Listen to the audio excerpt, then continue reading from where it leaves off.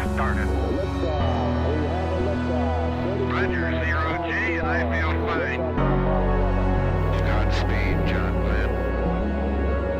Houston, Tranquility Base here. The Eagle has landed. Roger, Tranquility, we copy you on the ground. New possibilities are opening up for scientific cooperation between countries. 2, 1, 0, 0, Liftoff. Americans return to space as Discovery clears the tower. Discovery, go and throttle up. Discovery, Roger. Go for deploy. Thanks, Karen, and to everybody in the shuttle program. The crew is go for launch. Roger, nice to be in orbit. We have followed in their footsteps to get us where we are today.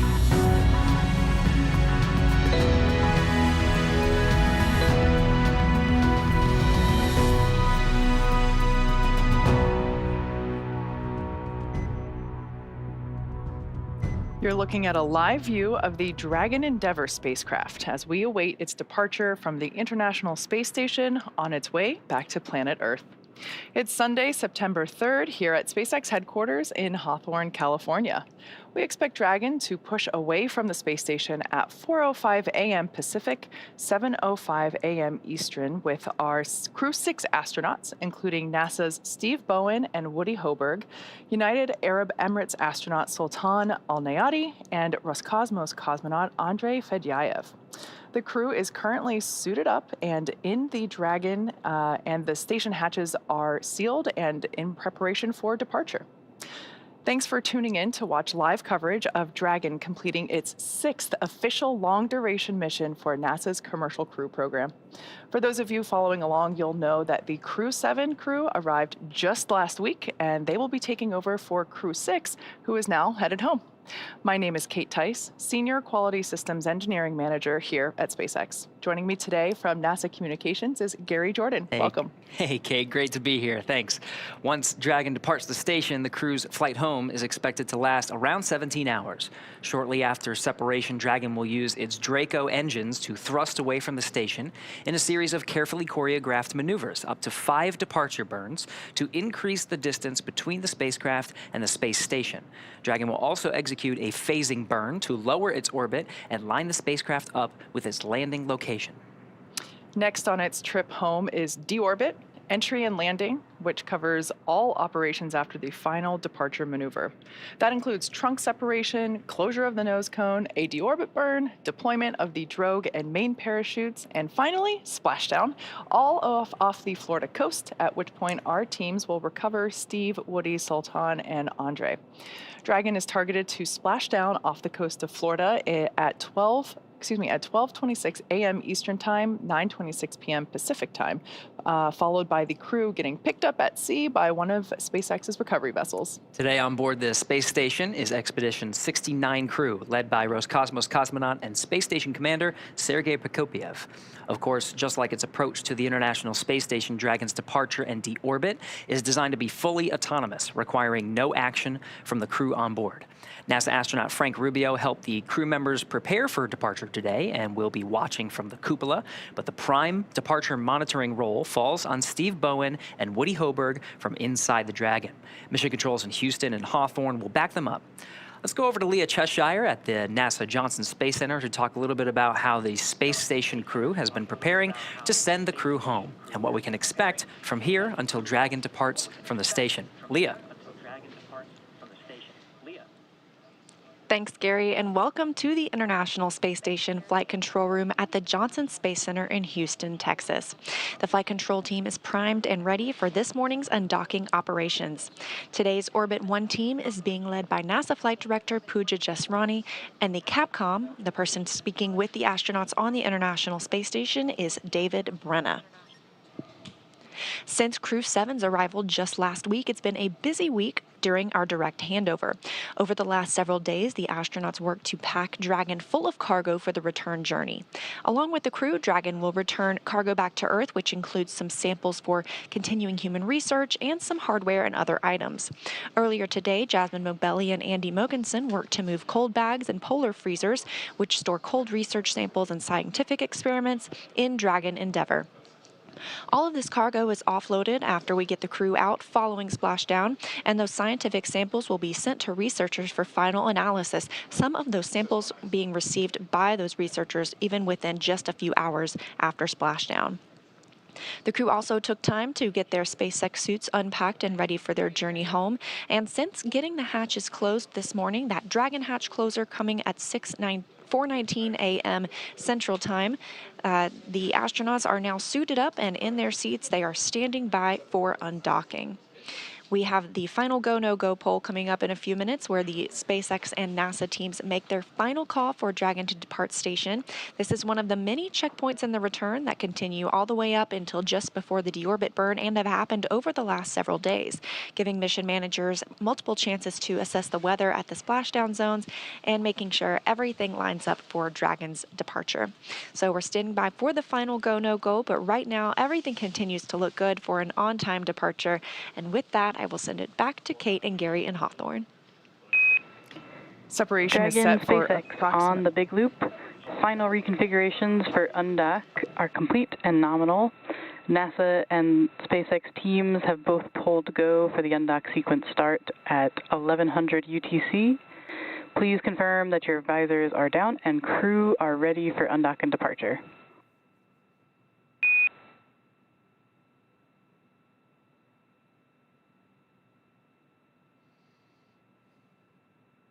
SpaceX Endeavour, visors are down, crew is ready to undock.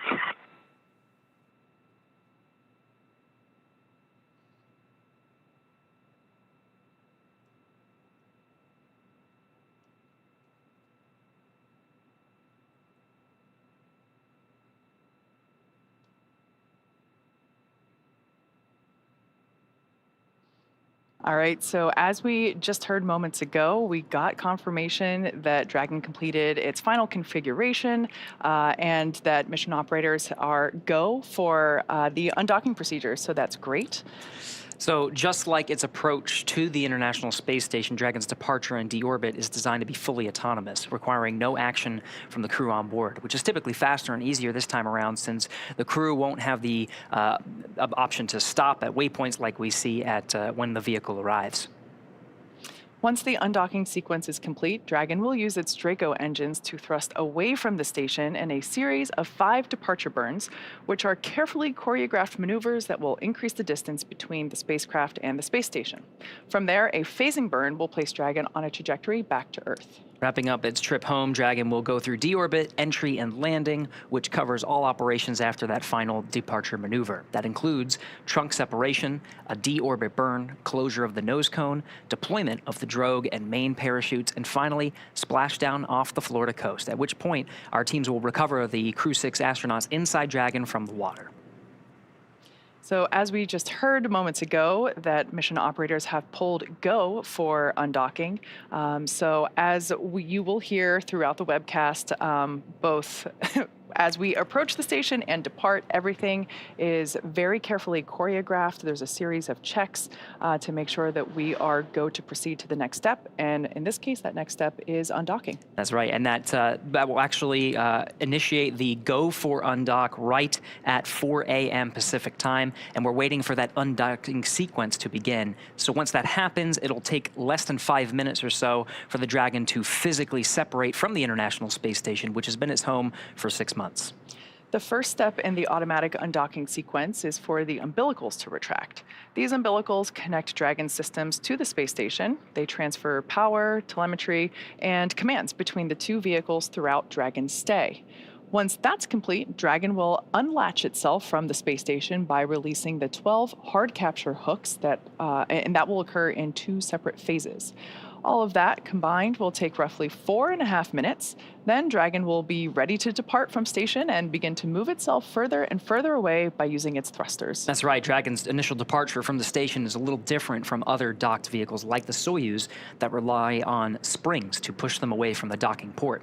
Dragon executes 2 short thruster firings to undock using a combination of the 12 Draco engines surrounding the base of the capsule, with the first breaking any stiction between Dragon and the docking port, and the second slowly backing the spacecraft away. And we're expecting the call for the undocking sequence to begin in the next few minutes or so. All right, so before they depart the station, let's take a moment to get to know the crew that we're bringing home today. First is Captain Steve Bowen, who hails from Cohasset, Massachusetts, and is married with 3 children. He holds the title of the first U.S. Navy submarine officer to be selected as a mission specialist by NASA. Bowen is also a veteran of 3 previous NASA space flights, including space shuttle flights on STS-126, 132, and 133. During those missions, he and his crew expanded the living quarters of the International Space Station, delivered an integrated cargo carrier, and the Russian mini research module. With this mission, he will have logged an estimated 227 days in space over 4 flights, including 65 hours and 57 minutes in 10 spacewalks. Today, he's the commander of Crew-6. Sitting next to Stephen is pilot Warren Woody Hoburg. The 37-year-old is from Pittsburgh, Pennsylvania. He studied aeronautics and astronautics from MIT before getting a doctorate in electrical engineering and computer science from University of California, Berkeley. During grad school, Hoburg worked as an EMT with the Yosemite Search and Rescue. Crew-6 has been Hoburg's first flight since NASA selected him to be an astronaut in 2017. He is also a commercial pilot with instrument, single-engine, and multi-engine ratings. As pilot for Crew-6, he is responsible for spacecraft systems and performance. Aboard the station, he served as an Expedition 68 and 69 flight engineer and is coming home with 186 days in space and 11 hours, 38 minutes of time outside the hatch on 2 spacewalks. In the role of mission specialist is astronaut Sultan Alneyadi. He was chosen by the Mohammed bin Rashid Space Center of the United Arab Emirates to be a part of Expedition 68 and 69. The father of 5 spent most of his life in Al Ain and Abu Dhabi, but in 2020 traded that in for astronaut training in Houston at the NASA Johnson Space Center. For this has been his first trip to space, so he now also has 186 days in orbit. Additionally, he went on 1 spacewalk, totaling 7 hours and 1 minute.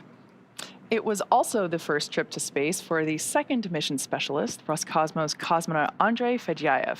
Andrey was selected as a cosmonaut back in 2012. He will monitor the spacecraft during the dynamic re-entry phase of flight.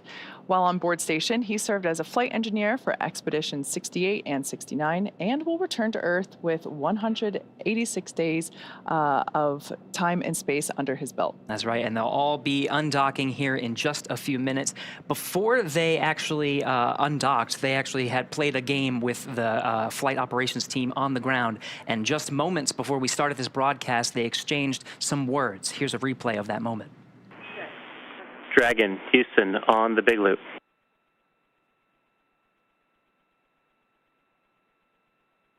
Houston Dragon, go ahead. Hey, we're still about 45 minutes from undock, but before we get busy, we just want to say, wow, can you believe it's already time to leave? We can't.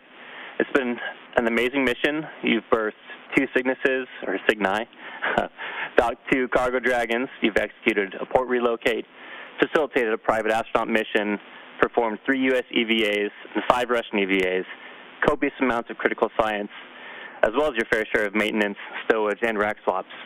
And we didn't really want to mention it, but you also mastered us in chess a few times, too. So you're truly space kings. You've done an incredible job, and to say it's been a pleasure to support you guys during this mission would be an understatement. I send you guys home.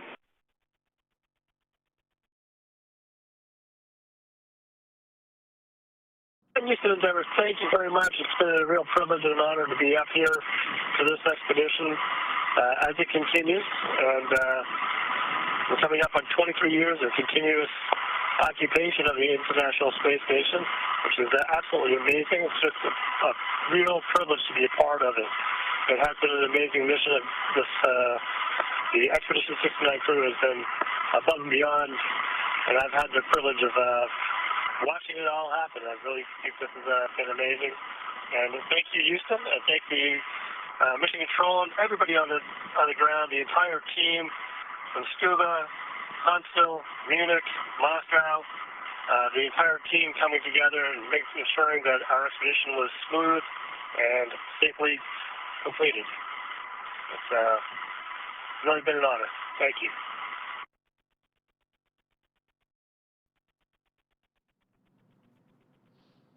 So for those of you just for those of you just tuning in, we are standing by for the command of the undocking sequence. Again, this is an autonomous sequence that Dragon performs once commanded to do so. Undock sequence commanded.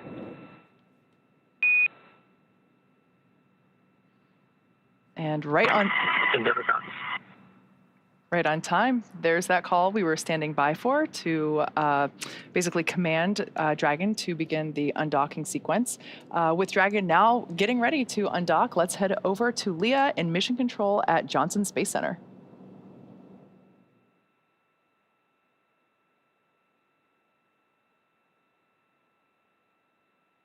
Thanks, Kate. And as you mentioned, and as we heard the core and crew Umbilical demate confirm, complete the and nominal. undock has been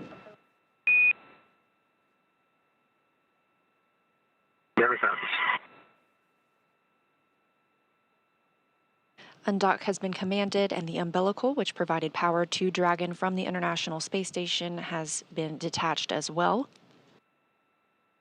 Now the undock command has been sent. However, we are standing by. This process takes a few minutes. This is a process of 2 sets of 6 hooks each, so 12 hooks in total that we'll need to retract. Those first set of hooks are in motion. We will be looking for a confirmation when that's complete before the second set begins retracting as well.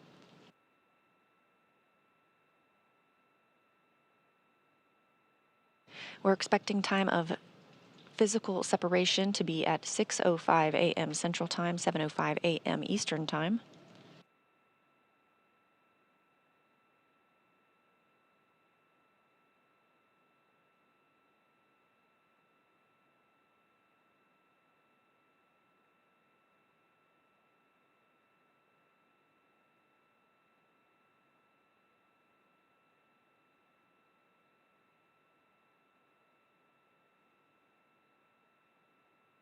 Quiet here in Mission Control Houston as teams continue monitoring the departure of Dragon Endeavour.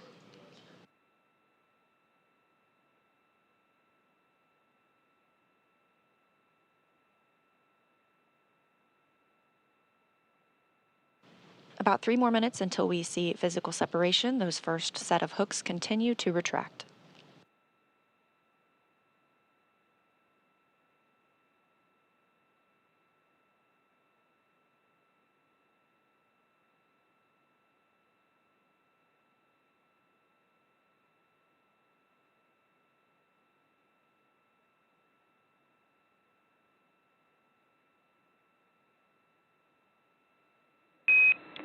First set of hooks open and nominal.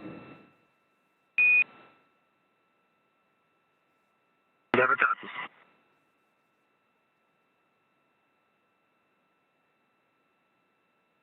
The crew operations and resources engineer in Hawthorne, California at SpaceX Mission Control communicating with the team aboard Dragon Endeavour. Our Crew-6 astronauts coming home today, Steve Bowen and Woody Hoburg of NASA, Sultan Alneyadi of the United Arab Emirates, and Andrey Fedyaev of Roscosmos.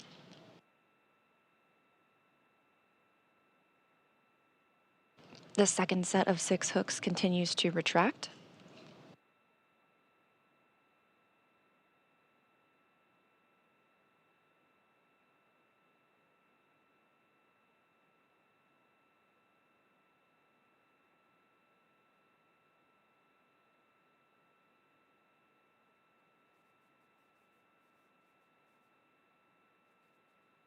After those hooks are fully open, we will see 2 short burns known as Undock burn 1 and 2, both just a few seconds long, that will break the stiction or the attachment of Dragon to the International Space Station. Again, we're looking at that in about 1 minute.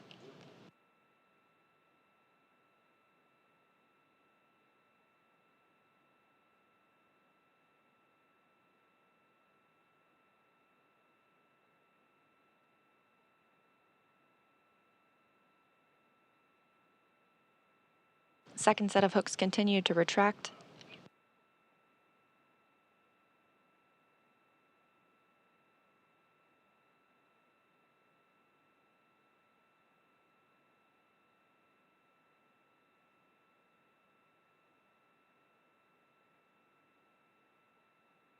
Standing by for undock burns 1 and 2.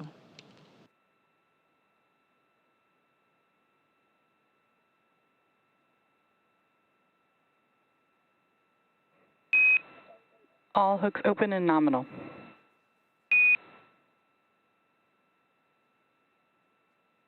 Copy, see the same.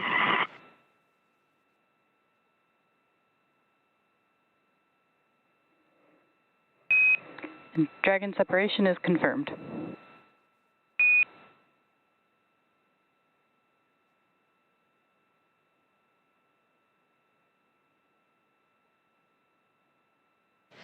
At 6:05 a.m. Central Time, and after 184 days on the International Space Station, Dragon has departed the orbiting laboratory, traveling 256 statute miles over the Pacific Ocean.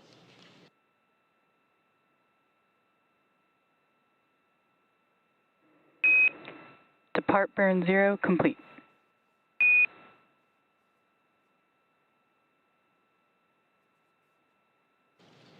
We saw the 2 successful undock burns, 1 and 2, again, both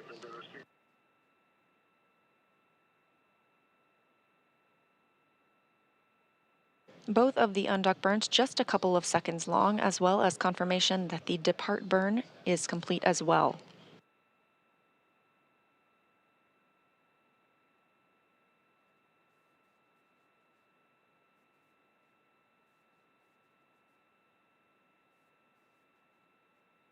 And with the successful undocking, again, that coming at 6:05 a.m. Central Time, right on time, Dragon, Endeavour, and Crew-6 begin their journey back to Earth. We're still monitoring from the International Space Station Flight Control Room here in Houston, but to give us perspective from the other side of the operations, I'll toss it back to Gary and Kate in Hawthorne.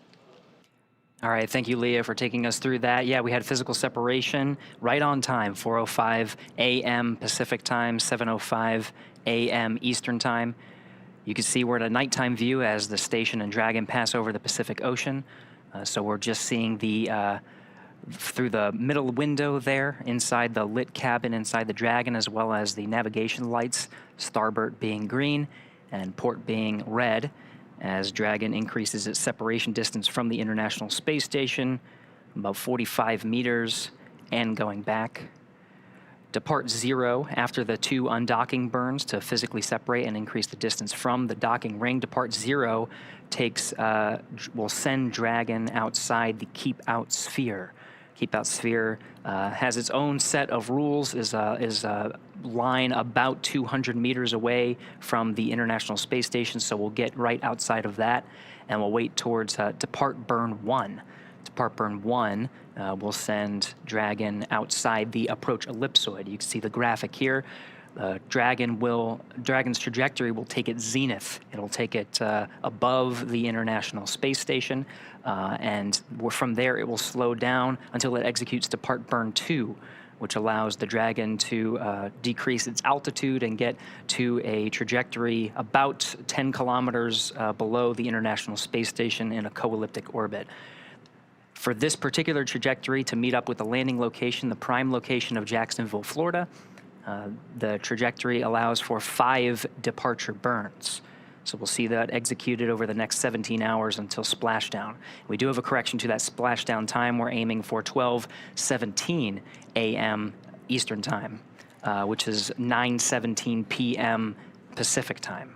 And that's again off the coast of Jacksonville, Florida. Continuing to increase separation distance, we're at about 78 meters from the International Space Station. I love this view that we have. It might be a little confusing if you're just looking at it wondering what all the dots are. The lights that we see actually moving on screen is Dragon itself. The red and green represent the port and the starboard side. That white light in the center is actually an interior light shining through the forward hatch of the capsule. So if we would have been able to perform a fly-around maneuver, that is actually one of the windows that they would have been using to take photos.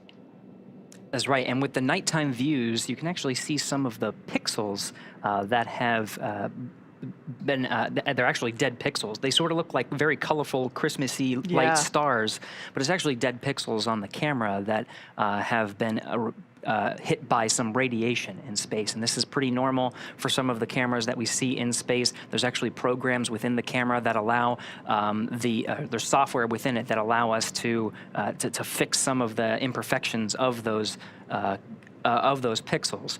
But those are not stars. Those are pixels of the camera.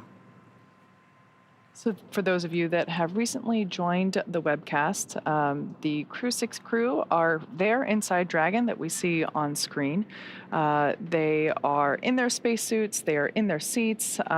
It's been a long morning stepping through all the checks in preparation for the event that we just had, which was Dragon separation.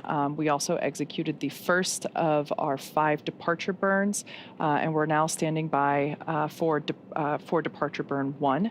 We're expecting that around 4:10, which is right now, a.m. Pacific. So there's this graphic that we have to kind of give you an idea of the different areas that we're looking at when we're talking about the International Space Station, what it takes to depart. This is an awesome view. You can actually see lights from those Draco thrusters as they fire. That's depart burn 1. It's about a 21-second burn, and you can see it executing right now. Great to have this nighttime shot to actually see those Draco thruster firings. Absolutely. We hear depart burn 1 is complete and nominal. That's a good depart burn 1. Again, that sends a trajectory of Dragon outside the keep out sphere and approach ellipsoid. We'll continue our coverage until Dragon exits the approach ellipsoid, which will end joint operations between the Dragon and Dragon teams here in Hawthorne and the International Space Station Flight Control teams in Houston. Dragon SpaceX on the big loop. Depart burn 1 is complete and nominal, and with that, you are go to doff your suits per procedure 4.012, and I'll go ahead and take the cameras external. And just a reminder that ground will be deactivating the big loop following exit from the approach ellipsoid.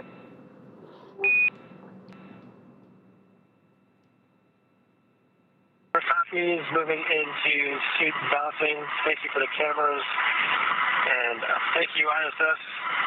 It's been an amazing 6 months. It's Crew-7 and 69 Soyuz, continue Expedition 69 and into 70. Enjoy your visit, and we'll talk to you back on Earth. And Dragon Station, we copy. We're going to miss you guys, but it's good to see you go and get back to your families. Great job on the mission.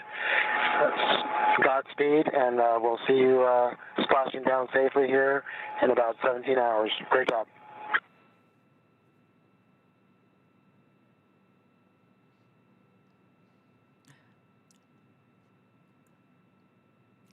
All right, to recap some of the exchange there, that was from inside the Dragon, Commander Steve Bowen sending some congratulatory words for a successful separation and exit of the keep out sphere. Frank Rubio from inside the station saying farewell. On the big loop, this is an audio configuration that allows both teams on the ground, the teams in Houston as well as Hawthorne, and the 2 spacecraft in orbit, the Dragon and the International Space Station, all to talk on one communication loop. Saying farewell to their crew. They're now outside the keep out sphere, and the next step is the approach ellipsoid. They just got the cue to doff their suits because that next burn, depart burn 2, is not going to happen for another 50 minutes. Gary, you mentioned the keep out sphere. For those that might be unfamiliar with approaching or departing the International Space Station, it is an imaginary sphere, obviously nothing physical out there, but it's, as you can see there on your screen, as the name indicates, that is the sphere that you have to have, there's a check to enter the keep out sphere as you approach the International Space Station. It's basically this imaginary sphere about 200 meters all around the International Space Station, and as Gary just said, we are now out of it. That's right, and that next sphere outside of that is the approach ellipsoid. Each of them has sort of a set of its own rules, the keep-out sphere and then the approach ellipsoid. That approach ellipsoid is 4 kilometers by 2 kilometers by 2 kilometers, and once the spacecraft is outside of that imaginary line, it has to be on what's called a 24-hour safe free drift trajectory. So that means the spacecraft wouldn't cross into the approach ellipsoid and risk any recontact with the International Space Station for at least 24 hours, even if it lost all maneuvering.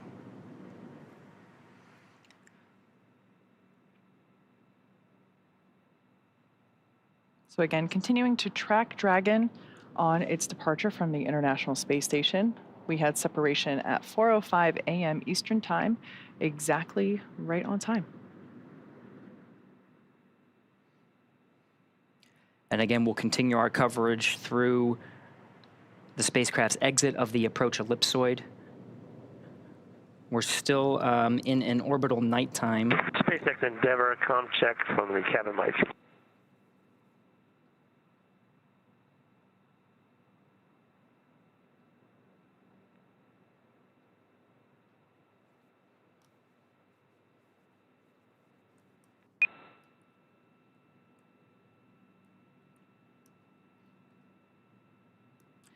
And again, And we have you loud and clear as well.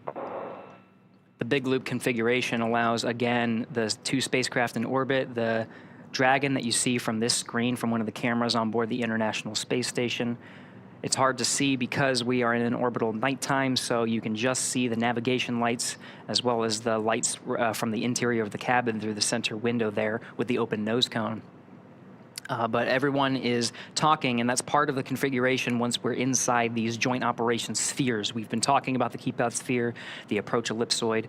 That big loop will be deconfigured shortly after exiting the approach ellipsoid, and the Dragon crew will just be operating on what's called Dragon to ground. It's a communication link between the inside the Dragon capsule and the teams here in Mission Control in Hawthorne.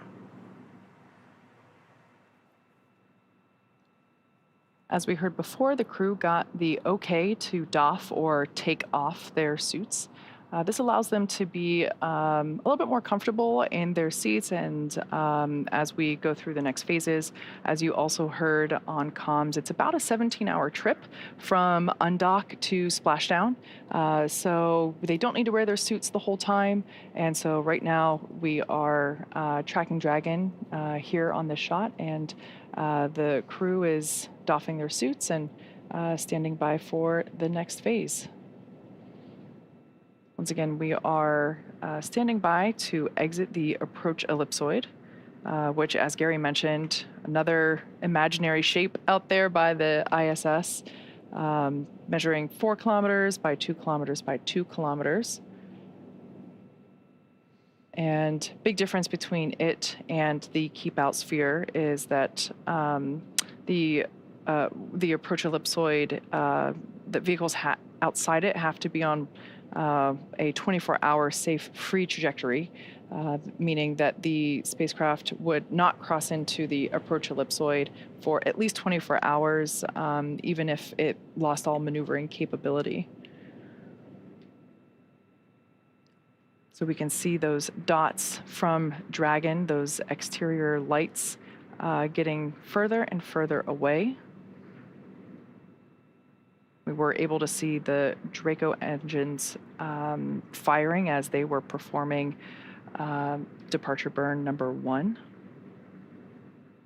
And again, those departure burns 0 and 1 allow the spacecraft to exit those two spheres. Kate and I have been talking about the keep-out sphere and approach ellipsoid. We're hearing from the teams, the flight control teams that are monitoring Dragon's progress, that the spacecraft has exited the approach ellipsoid.